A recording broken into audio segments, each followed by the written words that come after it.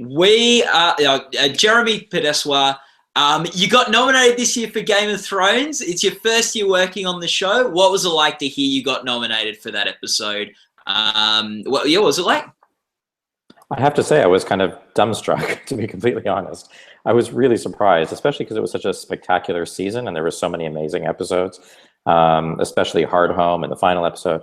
And so I, fully expected that some other directors would get nominated on the show. But I think because my episodes were very subtle in a way, I mean, they had big scope and they had a kind of epic quality about them, but they weren't spectacular in the way that some of the other episodes were in terms of the set pieces. So I was actually very, very surprised, very happily surprised, but I was surprised. It was also my first time working on the show, and there are many other directors who've done the show multiple times, and I guess I didn't really feel like it was my turn in a way. I feel it was a little early, possibly, but I was very, very pleased. And the really nice thing was that I got the news when I was on set doing a camera test, actually, with Dan and David, the creators of the show, and with the producers, and a lot of the other crew was there, and all the nominations came in at the same time. The show got, I think, 27 nominations, something like that. It was a lot. So there was a lot of celebrating all the way around. It was very, very nice.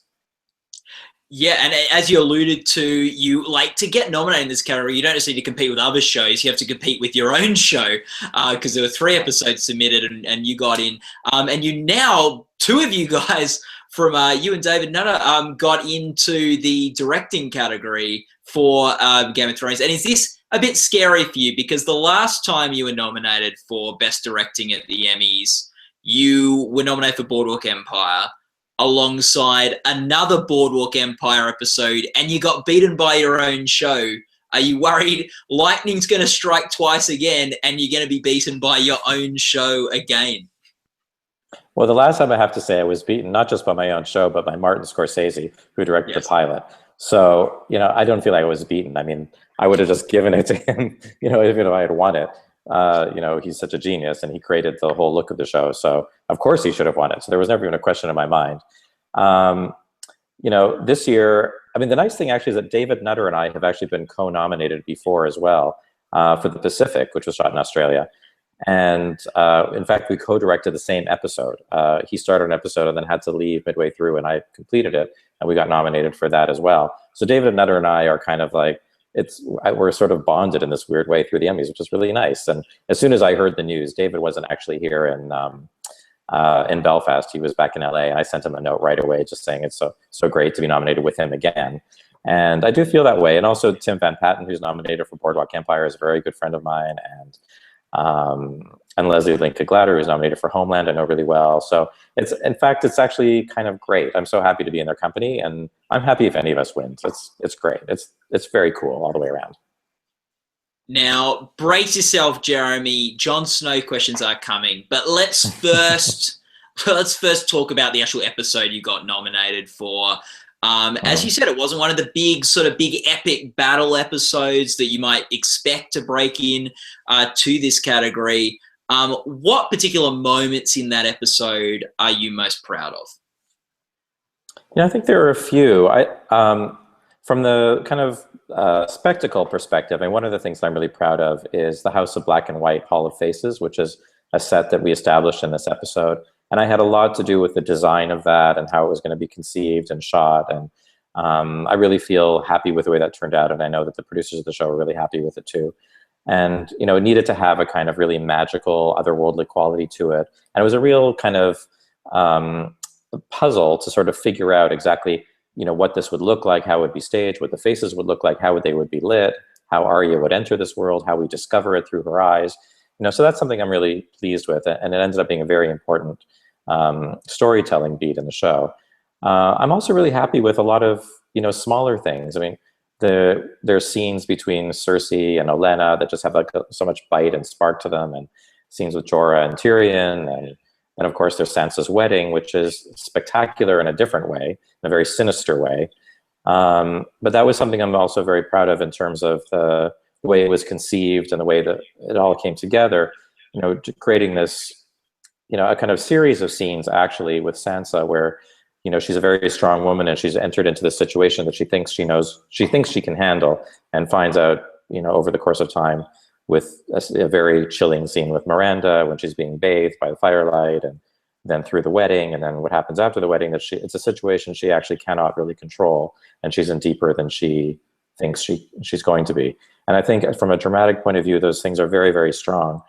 So there's many like sort of small scenes and some bigger scenes where, I think the narrative is very powerful, and I'm proud of how the storytelling is really effective in this, whether it's Arya's story or Tyrion's story or Sansa's story. There's a kind of a lot going on with these people and their psychology and in the dramatic journey that they take through the episode. And I think if there's any reason why it was nominated, it's possibly that people got very gripped by the storytelling. You talked about that scene at the end of the scene with Sansa on the wedding night with Ramsay. A very uncomfortable scene to watch for viewers of the show. How do you as a director approach a scene like that? Like, what are you trying to do? We're trying to say, what sensibilities do you bring to it?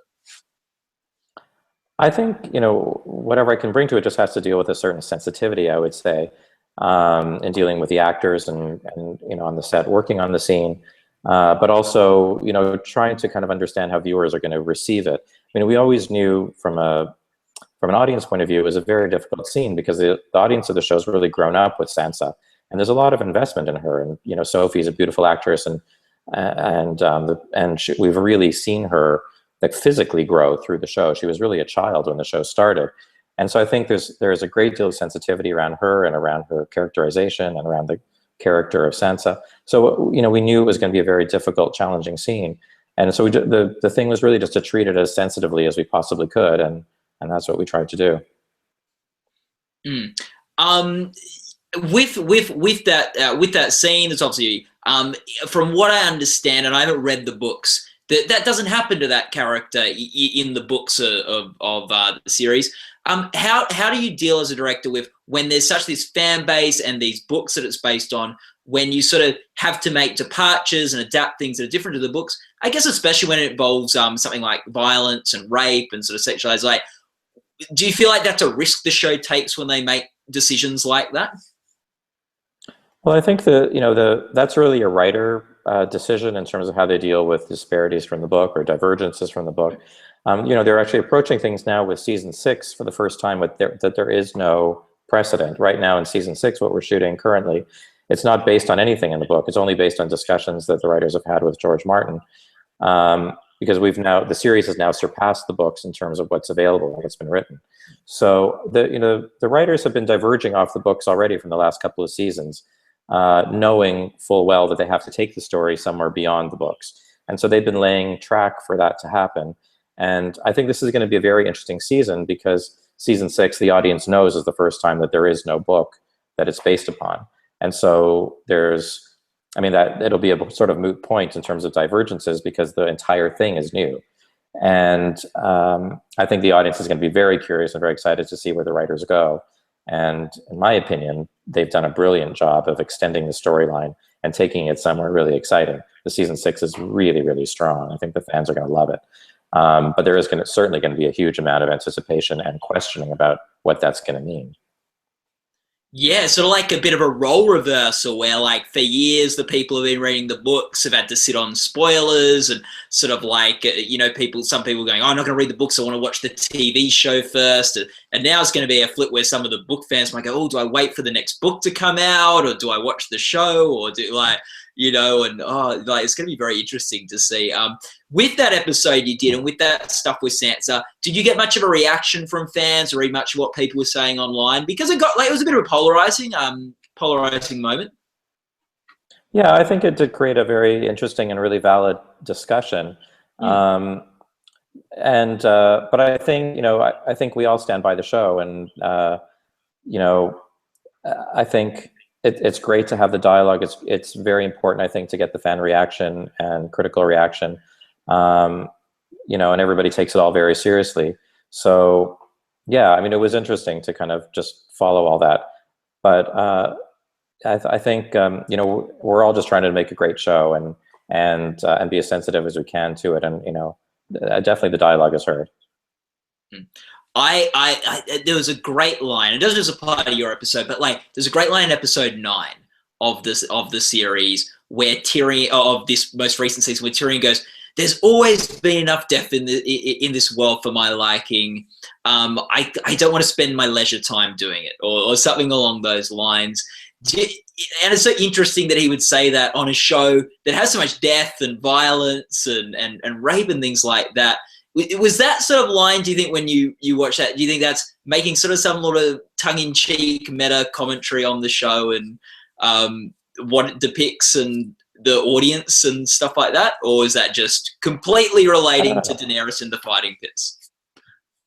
I don't know, really. I mean, that's really a writer question. But I have to say that, you know, the audience has known very early, you know, what this show is in terms of, you know, the kind of,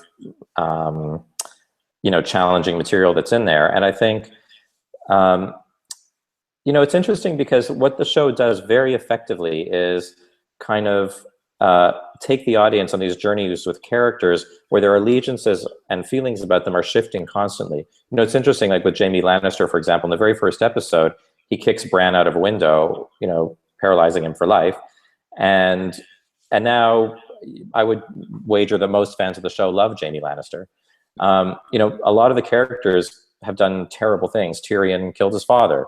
You can go through all the characters in the show, and they've all done things that are really questionable.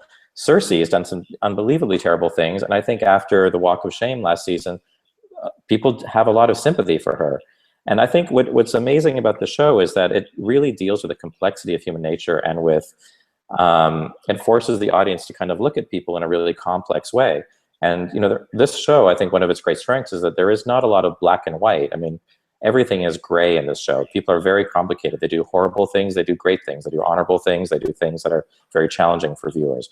But they're really human. And I think people stick with the show because those complexities are really kind of relatable in an extreme way, but they're understandable in terms of human psychology and behavior.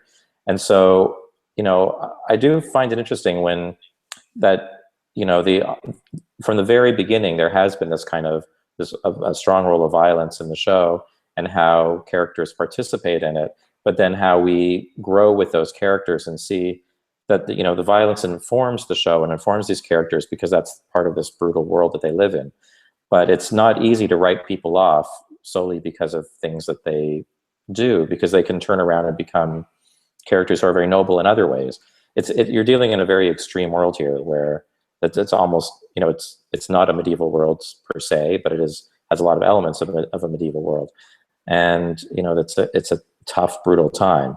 And people are playing in a very high level of power dynamics and they're wanting control and, you know, all these things, which creates very, you know, kind of polarizing situations. So, you know, I think the audience knows what kind of journey they're being taken on from the very beginning.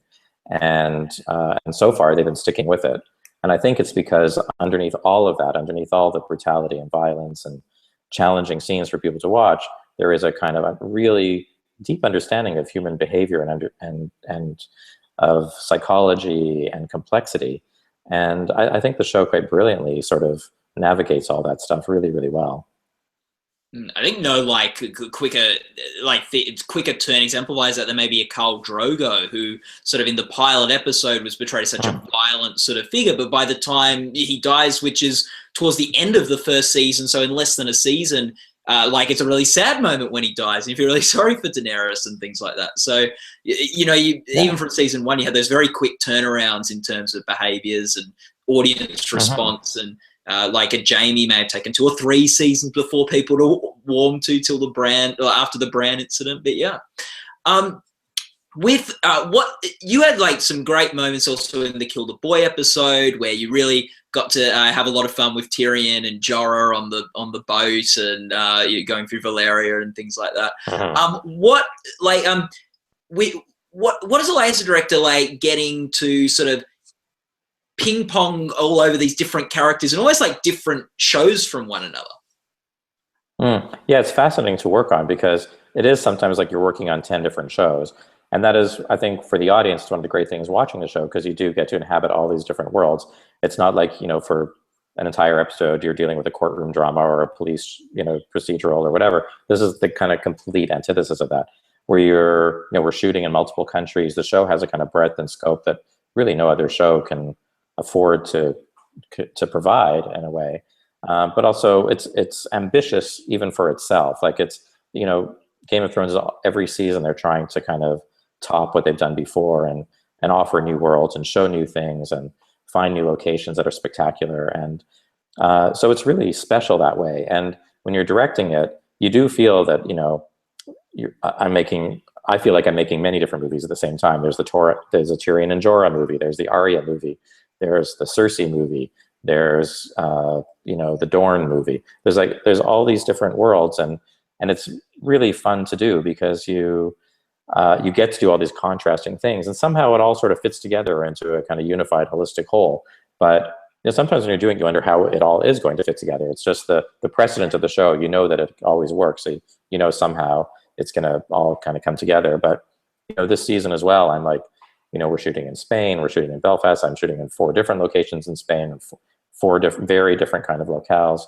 Last year we shot in Croatia. Previously, the show was shot in Iceland and Malta and Morocco, and it's very, very expansive. It's really epic, and it's sad for me sometimes because I get really invested in certain characters and certain stories, and after like 4 or 5 days of shooting, they're done, and I'm not going to see them again. And they'll be in other episodes, but they won't be in my 2. And so it's tricky sometimes. I have such a short time with some of the characters, and it's sad. I'd like to spend a lot of time with all of them, but that is part of the virtue of the show. This ensemble nature of it and the variety of the worlds makes it really stimulating.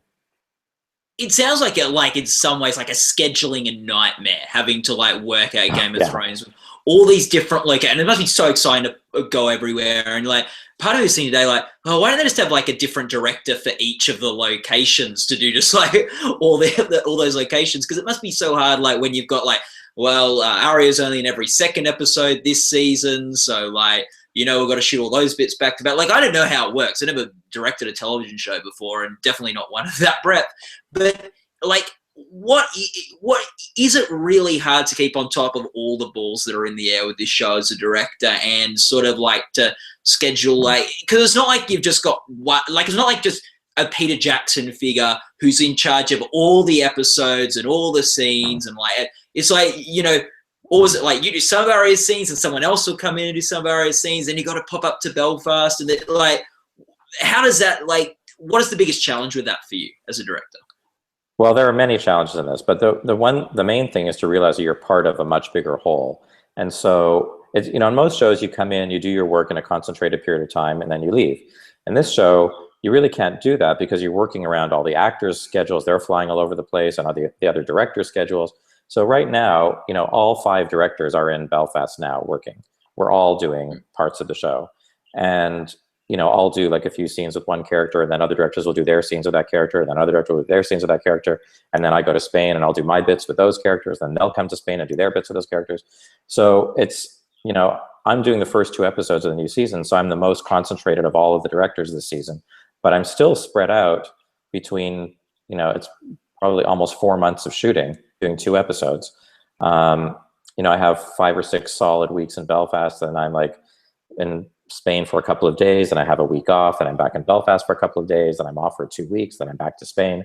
I'm just working around a lot of other schedules. So when you sign on to do this show, you're signing on for half the year, basically. And that's just to do 2 episodes, which is challenging. And it would be great if it was all more concentrated, but just the logistics of the show from a producing point of view, and just moving actors and crews around, because there are 2 full crews working, all the time. And at one point they're both in different countries, but right now they're both in Belfast. But there's 2 crews shooting constantly, many actors to move around. There's a lot of moving parts here to coordinate.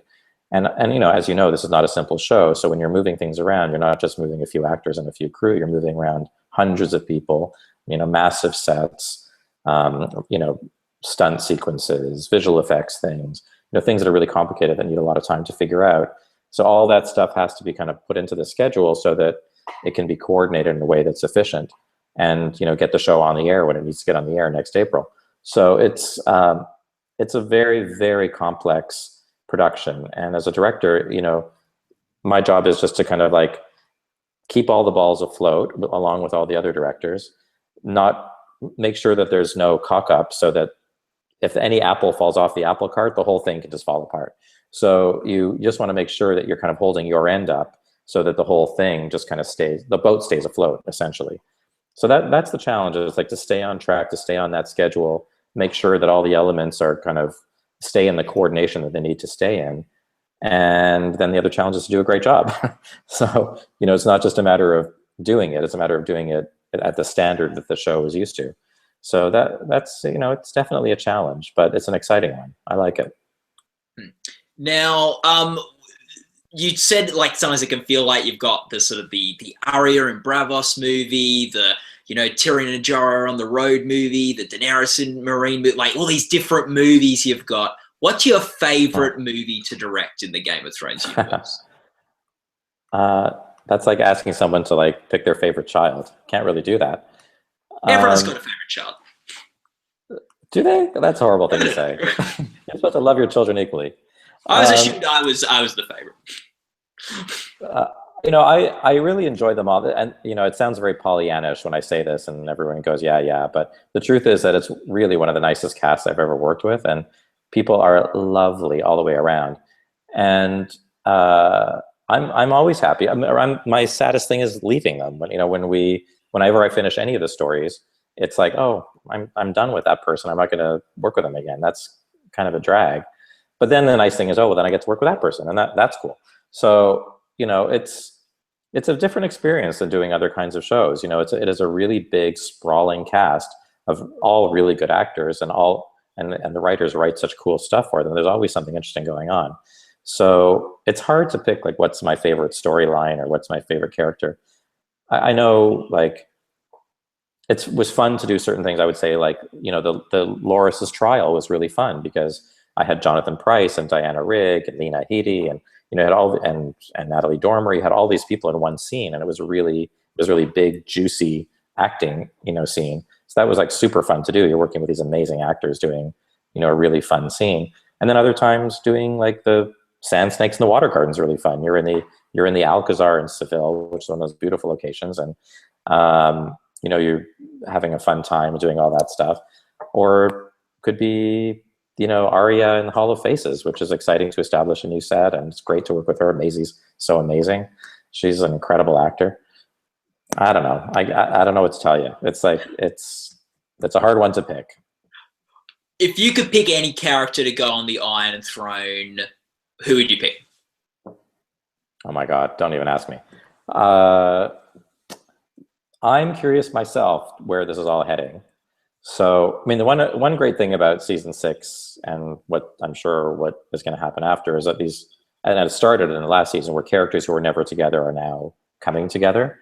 And this kind of sense of, the world just kind of like not collapsing, but kind of converging on each other is very interesting from a narrative point of view. And, it's really anybody's game at this point. Like in all the strategic maneuvering that's happening for power, it could really go anywhere. And I don't have any more intel than you do, to be completely honest, in terms of where it's heading. And, who would I want there? I don't know. I think from a storytelling point of view, there are many interesting possibilities. So, of course, there's a lot of speculation around here about where the writers are going, but only the writers know, really. And, we all have our theories, but, I can't possibly share them with you. Can't share a theory? What's that? Can't share a theory? No, they'd kill me. There's no way. I'd never make it out of here alive. Okay, well, we don't want you to lose your job, Jeremy. You've joined Game of Thrones this season, and they got their most ever Emmy nominations. They're at the head of the pack. It's surely you had you at least had something to do with it. You got one of the 24 nominations.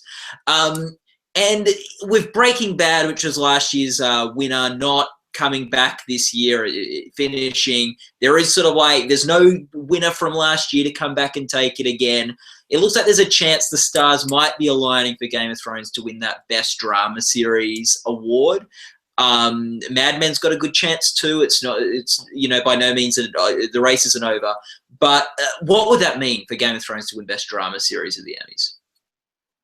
Well, I think it would be a great thing. I think, genre series have always had a real challenge, with the Emmys.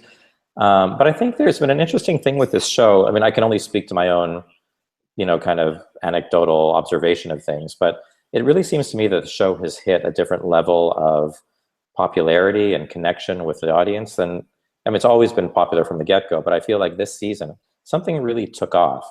And, critically, from the audience perspective, and the shows were really good. Like, it was a really great season, I think. It was really cinematic and exciting and great storytelling.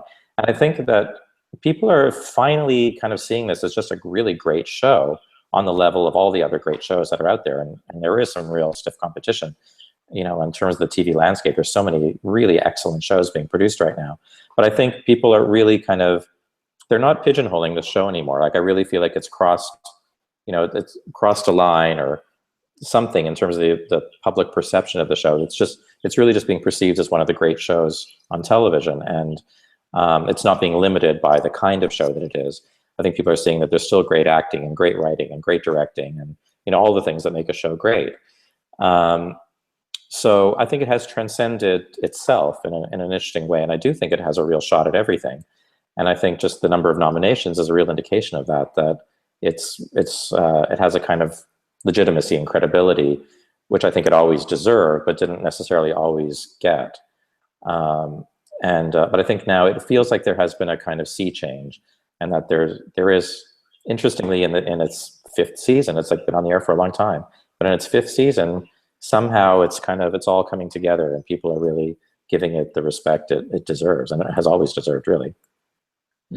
Like, it's interesting, 24 is a genre show that won the Emmy for Best Drama Series in its fifth season. That was the year it finally broke through. So, you sometimes see it takes that fifth season. I think even Breaking Bad, it was its fifth season, was its first sort of one that it won for as well. So that's not a genre show as much. But so sometimes the fifth season can be a lucky one for the Emmy. So The Sopranos, it was their fifth season that won as well. So it can be a good season to win. Now, let's talk a little bit. There was a huge fan reaction to Jon Snow's death last year or this year. And perhaps the first time there's been sort of some skepticism about an actual death on the show. Like, you didn't get the response to Ned Stark's death that you got to Jon Snow's death, where a lot of people just came out and going, yeah, I don't think he's dead. How did you find that response from the fan community? Also very interesting, and I have no comment whatsoever. You're not going to tell us how many scenes Kit's in the first two episodes of the season? I got nothing. I got nothing. Watch the show. It's going to be great. That's all I can tell you. Yeah. When we were setting this up, anyway, I said, feel free to ask about Jon Snow, but you're probably not going to get anything. I got nothing.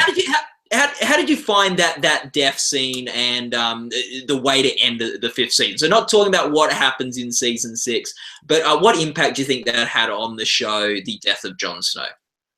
Well, I don't know. I don't know if I'm meant to do this when I say death, but with my fingers. Well, to me, there were so many interesting things at the end of last season. I mean, there were, and even before the very last, I thought Hard Home was so spectacular, and Daznak and all that, with Dany and the dragons, and there was, there's so much great stuff. And I think Jon Snow's death was another huge storytelling thing and a big shocking thing for everybody. I think it's the definition of a cliffhanger.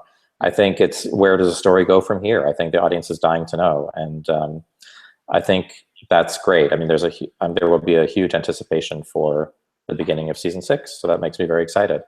I think it was kind of brilliant. Yeah, for me, like, the reason it was such a big shock wasn't necessarily the way he died, but it was, like, to me, it was the first time we'd seen a real underdog character die. Like, Ned Stark, Robb Stark, Oberyn were all very alpha male type characters, but Jon Snow's been a bastard. He's sort of been someone who's been excluded on the outs his whole life, and it's the first time I've had, like, a hero that had been on the outs sort of die, if you know what I mean. Yeah, and people were really invested in that character. So yeah, that's a tough storyline for people. So but I got nothing to say about it. Okay, great. Well, thank you, Jeremy. You've kept your job, I think, with the. What is something we can be excited for in season 6? You did say more characters will be meeting each other. Anything else that we can get excited for? Yeah, I mean, I really, not such that I can't speak to it specifically, but I don't even think it would be good for the audience to speak to it. I think that one of the great things about the show is how it's constantly surprising and, takes people off guard, and things happen that you don't expect. And, all I can say is that it's a very exciting season. There are characters coming together again that you haven't seen before. Everybody has a very interesting journey through the season. There's a lot of spectacle. There's a lot of everything that people love about the show, and great moments for actors and great scenes, and it's another great season of Game of Thrones. I can't really say any more than that. I don't think I should say more than that, and I think it's great for the audience to discover it as it airs. Okay, final question, Jeremy. Let's say Game of Thrones wraps up in 2-3 years. How many seasons it goes? I've heard 8 sort of float around, but these things can change. How many years it goes? It's the last day of shooting. You're there with everyone hanging out. What do you want to steal from the set? When it's over? Yeah, when it's over. So it's wrapping up. And what would you steal from the set? Well, I think it'll be a sad day for everybody. I think that this show has, I'm newer to the show than almost everybody involved in the show. And, I already feel like a part of a family. It's, everybody's very, very invested in the show. And I think for the crew here in Belfast, this has been their livelihood, for years, and for how many more years that the show goes on. And it's not just a livelihood; it's also something that people are super invested in. I think people genuinely love each other. It's a very tight show with cast and crew. The cast is very, very close, and they've all kind of grown up with the show, and in many cases, literally, like a lot of the younger cast has grown up with the show. It's been a defining experience in their lives. And I think even for the older actors, it's been a defining experience for them too. They've really, really enjoyed their relationship to the show, and it's given them great roles and a lot of attention. And only good things have come out of the show for everybody involved. I think it'll be a very sad day when it ends. And to be honest, I have no idea when that's going to be. I don't know how many seasons the show is going to go on. But whenever that happens, I think it's going to be difficult, emotional for a lot of people. Well, Jeremy, thank you for bearing with. You've gone from the most sort of visual, like a multiple Emmy award-winning drama series for all its technical components, to a interview where we've had to use phones and webcams that haven't been working great, and we've overcome it. So you've really gone from one world to another when it comes to directorial technology and achievement. Well, we try. We do what we have to do. Yeah, exactly. Whether it's Emmy-winning drama or Gold Derby chats. Thank you so much for your time. Thanks for bearing with technology, and all the best of luck with the Emmys this year. Thank you very much. Good to talk to you. I'm going to I'll press stop.